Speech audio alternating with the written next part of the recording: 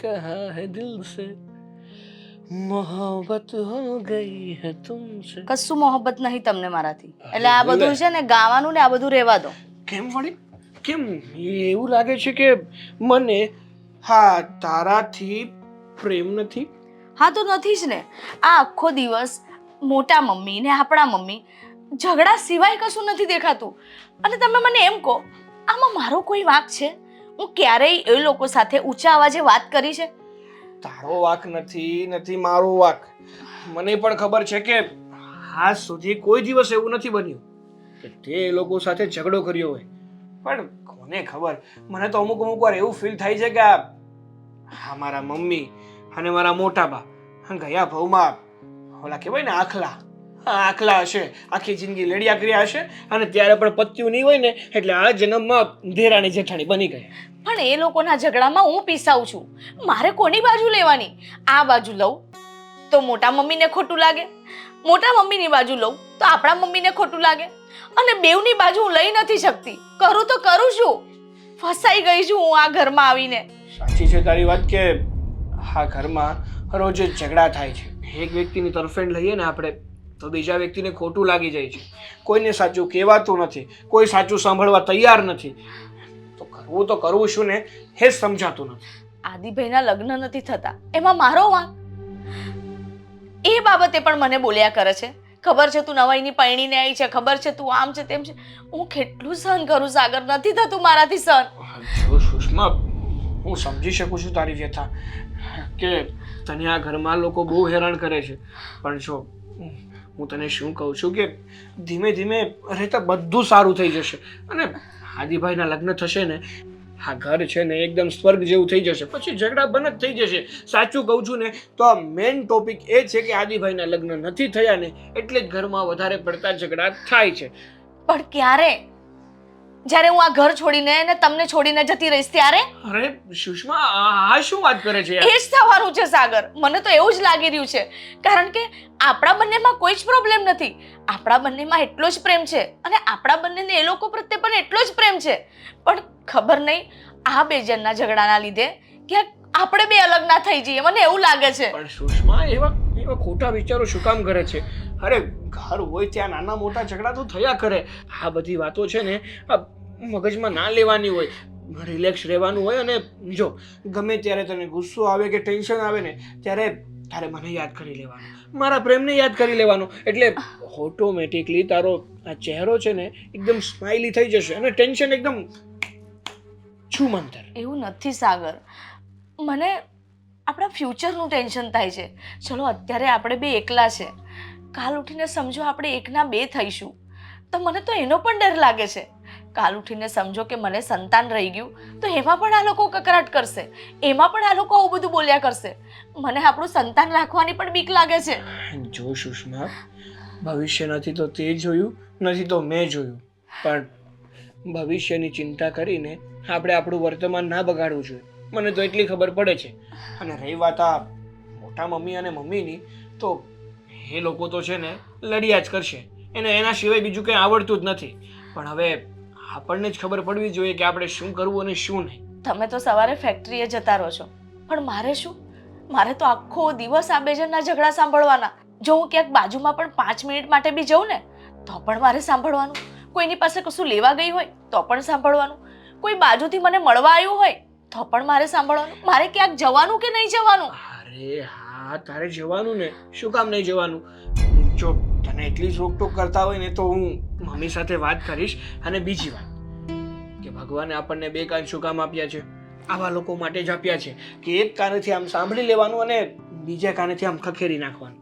અંદર મગજમાં લેવાનું જ નહીં. જો મગજમાં લઈએ તો ટેન્શન થાય ને, અને ટેન્શન થાય તો આ બધી ચિંતાઓ ઊભી થાય ને. હું કહું છું ને બધું ઠીક થઈ જશે. થોડોક સમય રાહ જોઈ લે, પછી આપણું ઘર છે ને એકદમ હર્યું ભર્યું અને શાંત થઈ જશે.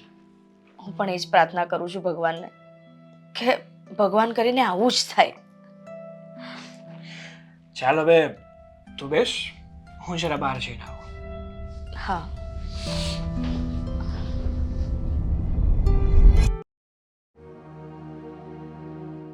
આ ઘરની અંદર બે જણીઓ છે પણ મહારાણીઓ ફોન પર વાતો કરશે પણ એમ નહીં કે કામ કરવા લાગીએ. જીભડા ચાલે છે, હાથ ચલાવવામાં તકલીફ પડે છે. મમ્મી, હા બોલ ને બેટા. હા તમારી સાથે થોડી વાત કરવી હતી. જો અત્યારે કામ કરી લઉં, 5 મિનિટ પછી વાત કરું. તમારો સ્વભાવ જ એવો છે. શું કામ ઘરમાં ઝઘડાઓ કરો છો? શું સ્વભાવ? હા, અને મેં શું કર્યું? તું પણ વાતમાં મને ટોક કરે છે. બોલ શું છે? હા, જ્યારે જુઓ ત્યારે તમે ઝઘડો જ કરો છો. કોઈ દિવસ શાંતિથી કે પ્રેમથી કાકી સાથે કે ઘરમાં કોઈ સાથે વાત કરી છે? ઓ બેટા, તને ખબર નથી હો, આ તારી કાકી દેખાય એટલી બટાકડી આખા ગામમાં જઈને તારા નામનો પ્રચાર કરે છે. મારા દીકરાને તો કેવી સરસ વહુ મળી ગઈ, પણ મારા જેઠાણીને છોકરાને તો કોઈ છોકરી આપતું જ નથી, એને તો પરણવું જ નથી. જાણે નહીં તું 50 વર્ષનો ઢાંઢો થઈ ગયો હોય ને તને મેં વાંઢો રાખ્યો હોય એવી વાત કરે નાલાયક. હા, વાત તો કરે જ ને. આ ભલે મારે ઉંમર 50 વર્ષ ના થઈ ગઈ હોય, પણ આ તો સ્વાભાવિક છે ને કે કુટુંબ પરિવાર ગમે ત્યારે ભેગું થયું હોય. હા, તમારું તો ઊભું જ હોય અને તમે કોઈ દિવસ કોઈ સાથે ભળ્યા નથી. હંમેશા ગમે એને તમે ખીજાઈ લ્યો છો, બાંધી લ્યો છો, ઝઘડો કરી લ્યો છો. અરે બેટા, તું તારા કાકીની બાજુ બોલે છે, મારી બાજુ બોલવાની જગ્યાએ હંમેશા તારા કાકીએ ઊંધું જ કર્યું છે અને તું મારી તરફેણ નથી લેતો ને તારા કાકીની તરફેણ લે. શું આ ગામમાં જઈને ભવાડા કરવાના? આપણા ઘરની વાતો લોકોને કહેવાની હોય?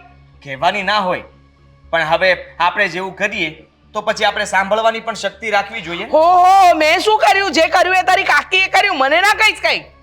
તમે ઘરમાં ઝઘડાઓ કરો તો એ બહાર જઈને વાત તો કરવાના જ છે ને. વાહ, મારા લગ્ન નથી થયા તો એ સાચું જ છે ને. ખોટું ક્યાં છે? હા તો નથી થયા. સારી વહુ લાવી છે, મારે એના જેવી વહુ નથી લાવી ખર્ચાળ. વાતમાં ખર્ચા સિવાય બીજું કોઈ કામ જ નથી. અરે મારી વહુ તો છે ને આમ લાખોમાં એક હશે. એની વહુ જેવી વહુ મારે લાવીને ઘરમાં છે ને આમ ફજેતા નથી કરવાના. હા, સાચી વાત તમારી.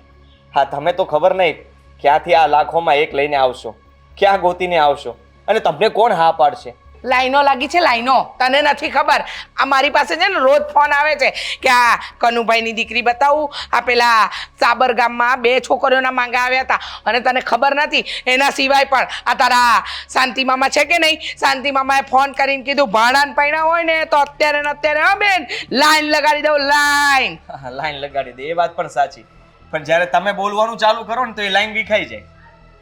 સીધી વાત છે મમ્મી. તને અમારો જ વાંક દેખાય છે, આ ઘરના લોકોનો કોઈનો વાંક નથી દેખાતો. વાતમાં બસ માને આવીને સમજા. તારી કાકી ઓલી ભટકીને સમજાય ને. હા, પણ તમે જે બધા માગાની વાત કરો છો ને હે મમ્મી, જોવા જશો તો આપણા ઘરમાં એ છોકરી સેટ નહીં થાય.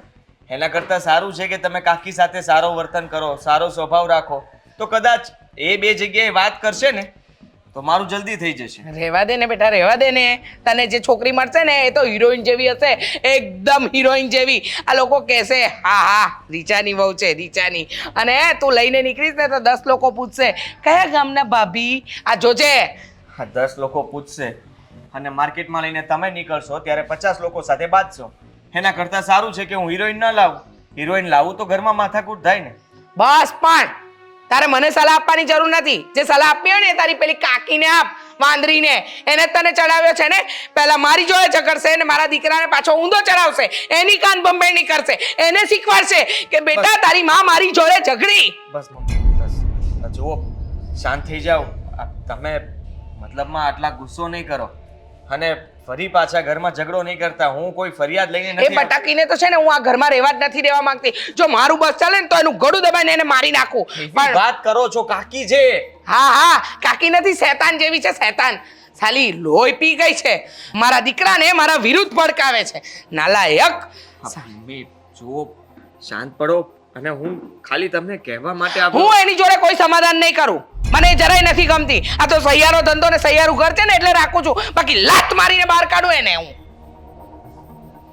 મને શીખવાડવા આવે છે, મને કહે છે કે એની સાથે સારું વર્તન કરવાનું. એ બટાકડીને કે ને મારી જોડે સારું વર્તન કરે, હું એની જેઠાણી છું.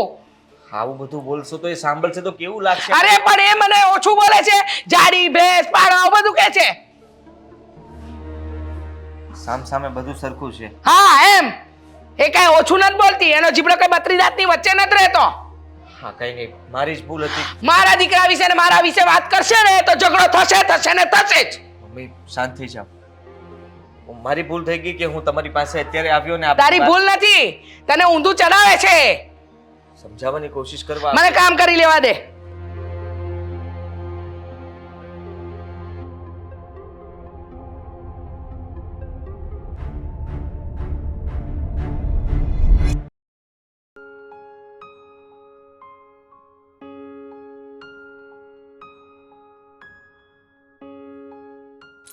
સાગર, હા તમારું પર્સ તો લેતા જાઓ. અરે થેન્ક યુ યાર. આ ભૂલવાની છે ને મને આદત જશે ને એટલે જશે જ નહીં. મને ના ભૂલી જતા ક્યાંક. શું તને અને ભૂલી જાઉં? હા તો વસ્તુઓ છે અને તું તો મારો જીવ છે. તને ભૂલી શકું કોઈ દિવસ? અને સાચું કહું ને તો હા જ્યારથી તું આવી છો ને ઘરમાં ત્યારથી જ ભૂલવાની આદતો વધી ગઈ છે મારી. એટલે આ બધું તમે મારા લીધે ભૂલો છો? તને જેટલી યાદ કરું છું કે બીજું કઈ યાદ જ નથી આવતું. જુઠ્ઠા. હા ભાઈ તમે તારું મંગળસૂત્ર ક્યાં ગયું? અરે પેલી ડોલ લેવા જતી હતી ને તો ડોલમાં ભરાઈ ગયું અને તૂટી ગયું. એ મેં અંદર મૂક્યું છે અને રિપેર કરાવવું પડશે. ના હવે એને રિપેર કરાવવાની કોઈ જરૂર નથી. આમ પણ તું ઘણા સમયથી કહેતી હતી ને કે સાગર મારા માટે એક મંગળસૂત્ર લઈ આપો ને નવું. ને હે આમ પણ જૂનું થઈ ગયું હતું તો વિચારું છું કે તારા માટે એવું સેમ જ, કારણ કે તને એની ડિઝાઇન બહુ ગમે છે ને એ માટે એવું સેમ જ મંગળસૂત્ર તારા માટે બનાવી દઈશ. બોલ. બનાવી આપશો એનો તો વાંધો નથી, પણ આ આપણા મમ્મી તો કશું નહીં બોલે, પણ મોટા મમ્મી કંઈક બોલ્યા ને પાછો ઘરમાં ઝઘડો કરશે. ના ના, મારે નથી જોઈતું, રહેવા દો જેમ છે એમ. અરે આ કેવી વાતો કરે છે તું? હું જે પણ કંઈ કરું છું એ મારી વાઈફ માટે કરું છું. અને જો હું એટલું બધું કમાઉં છું અને મહેનત કરું છું એ કોના માટે? મારા પરિવાર માટે અને મારી પત્ની માટે ને. તો પછી એની માટે કંઈ લઈ આપું એ ખોટું તો ના જ કહેવાય? ના કહેવાય, પણ જે વસ્તુથી ઘરમાં ઝઘડા થતા હોય ને એવી વસ્તુ મને જોઈતી જ નથી. જો એ લોકોને તો છે ને ખાલી ટોપિક જોઈએ છે, અને કંઈ ટોપિક નહીં હોય ને તો નવો ટોપિક ઊભો કરશે અને ઝઘડશે. એ ઝઘડવાના છે એટલે ઝઘડવાના જ છે, એની ચિંતા ના કર. હું તને મંગળસૂત્ર કરાવી આપવાનો છું. ને ભાઈ તો તું મને કહેતી હતી જો ને કે તારા પિયરમાં કંઈક પ્રસંગ છે અને તારે ત્યાં જવાનું છે. મારે નહીં, આપણા બધાને જ બોલાવ્યા છે, પણ મોટા મમ્મીએ તો ચોખ્ખી ઘસીને મને ના પાડી દીધી. અને મમ્મી એમ કહે છે કે તું ને સાગર જતા આવજો, એટલે તમારે પણ આવવાનું જ છે. સારું, મારાથી આવી શકાશે ને તો ચોક્કસથી આવીશ, પણ તું તારા પિયરમાં જવાની છે, આવો મોટો પ્રસંગ છે અને હા બુદ્ધિ ડોગ લઈને જઈશ. અરે સેટ છે ને, સેટ પહેરી લઈશું. સેટ ભલે હોય, પત્નીની પહેલી પસંદ એનું મંગળસૂત્ર હોય છે, તો મંગળસૂત્ર પણ ગળામાં રહેવું બહુ જરૂરી છે ને. નહીં તો તારા મમ્મી છે ને, હું ઓળખું છું ને સારી રીતે, તારી ધૂળ કાઢી નાખશે કે કેમ મંગળસૂત્ર પહેર્યું નથી, ક્યાં ગયું મંગળસૂત્ર. અને જો ભૂલે ચૂકે પણ તે કહી દીધું ને કે મારું મંગળસૂત્ર તૂટી ગયું છે તો તારી ખેર જ નહીં. એટલે કહું છું કે ચિંતા ના કર. આ ઘરના લોકો તો ન કરે એવા જ હતા ને ન કરે એવા જ છે. એ લોકોને હું સંભાળી લઈશ, પણ તારા માટે મંગળસૂત્ર બનાવીશ એટલે બનાવીશ. ઓકે? સારું, હવે જાઓ ને તો મોડું થઈ જશે. સાચું કહું ને તો તારી સાથે વાતો કરવાની મજા જ એટલી આવે છે ને કે ગમે ત્યારે તારી સાથે વાતો કરતો હોય ને તો એવું થાય છે કે તારી સાથે વાતો કર્યા જ કરું ને આ સમય ક્યાં વીતી જાય છે ને એની ખબર નથી રહેતી. તો પછી છે ને એની માટે છે ને એક દિવસની આખો દિવસ રજા પાડવાની, કાં તો સાંજે વહેલા આવવાનું રાખવાનું. જો હા, હું ઓફિસે તો કાંઈ જતો નથી, કોઈની હેઠે કામ કરતો નથી. આપણી જ ફેક્ટરી છે, આપણું જ કામ છે, અને જો આપણે જ આપણા કામમાં ધ્યાન નહીં દઈએ તો પછી વર્કરો તો કઈ રીતે દેવાના છે? એટલે કહું છું કે આપણા કામમાં આપણે ધ્યાન દેવું પડે, એટલે મારે જવું પડે. બાકી મજાલ છે મારી કે એક મિનિટ પણ મૂકીને તારાથી આખો છો. બસ હા, હવે પાછું ચાલુ કરી દીધું તમે, હવે મોડું નથી થતું. સરસ. હા, તમારી પત્નીઓનો આ જ પ્રોબ્લેમ છે.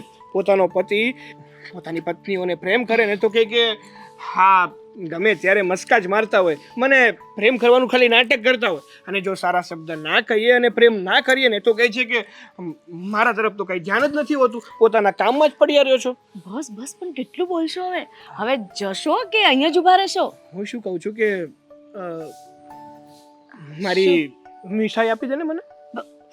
કંઈ પણ તમે જાઓ હવે. અરે ગળ્યું મોટું કરાવવું પડે ને. સીધા સીધા જાઓ છો કે નહીં? એક તો અહીં તમને ખબર તો છે, પેલી જો ગીતા ઊભી છે ત્યાં ઊભી ઊભી જોવે છે. ગીતા ભલે ને ઊભી જાઓ સીધા સીધા. હું મારી પત્નીને બાય. જબરી છે હા ભાઈ. ચલો ભાઈ, આપણી ભલે આપણું ફેક્ટરી ભલે. એ રામ.